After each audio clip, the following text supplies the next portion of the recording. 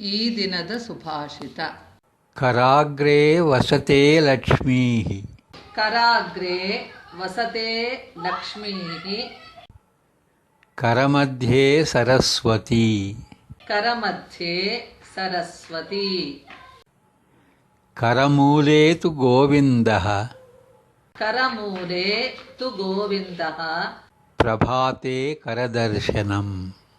ಪ್ರಭಾತೆ ಕರದರ್ಶನಂ. ಕೈಯ ಅಗ್ರಭಾಗದಲ್ಲಿ ಲಕ್ಷ್ಮಿಯು ವಾಸಿಸುತ್ತಾಳೆ.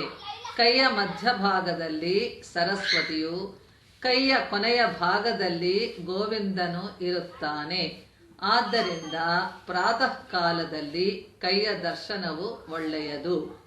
As I wake up in the morning, I hold the palm of my hand facing me and visualize Goddess Lakshmi at the top, Goddess Saraswati in the middle, and Lord Govinda at the base of my palm.